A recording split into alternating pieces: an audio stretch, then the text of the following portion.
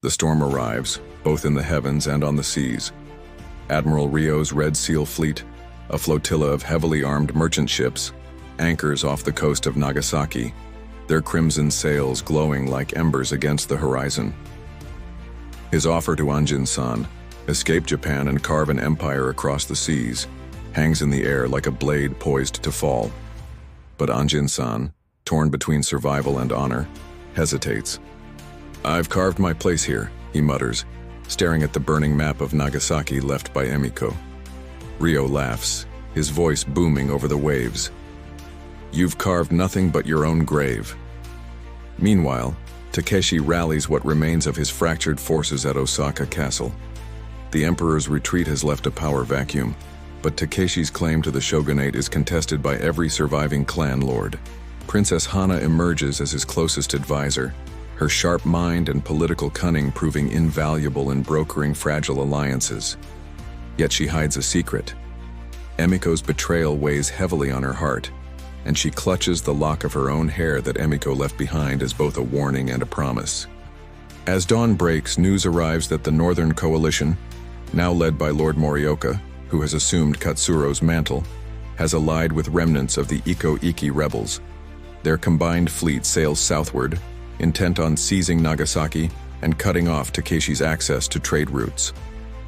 Anjin-san realizes that this is no longer just a battle for Japan. It is a battle for survival against forces that would plunge the nation into endless war. The naval battle begins.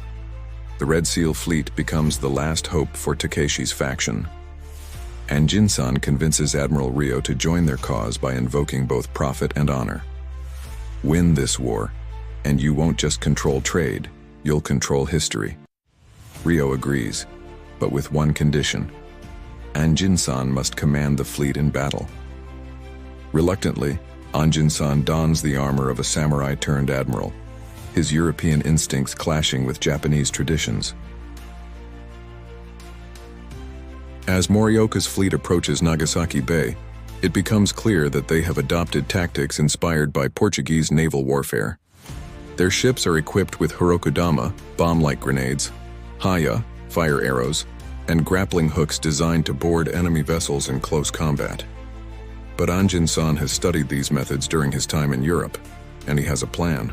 Using smaller fishing boats as decoys, Anjin-san lures Morioka's vanguard into a narrow strait, where the Red Seal fleet's larger ships lie in ambush. The first volley of cannon fire tears through wooden hulls, sending splinters and men flying into the sea.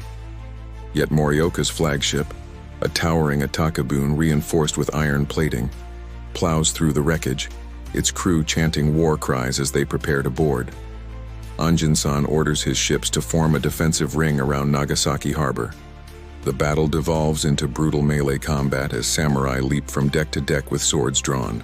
Admiral Rio fights alongside his men, wielding a nagamaki with deadly precision. Princess Hana commands archers from atop a cliff overlooking the bay, her arrows finding their marks even as enemy fire rains down around her. In the chaos, Emiko reappears aboard Morioka's flagship.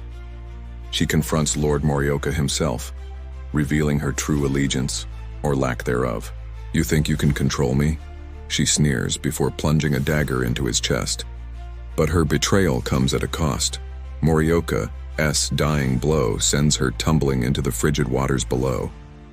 The turning point as storm clouds gather overhead, Anjin-san unleashes his final gambit. Barrels of gunpowder rigged to explode beneath Morioka's remaining ships.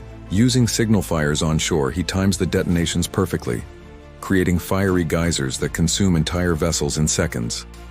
The Red Seal fleet presses its advantage, driving Morioka's forces into disarray. But victory is bittersweet. As Emiko washes ashore, barely alive, she whispers one final warning to Anjin-san.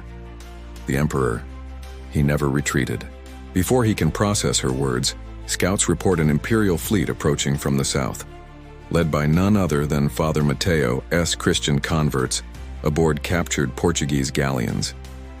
The episode ends on a harrowing note. Takeshi stands atop Nagasaki's battered walls as three fleets converge below. The remnants of Morioka's coalition, the Red Seal fleet fighting for survival, and the Emperor's armada poised to crush them all.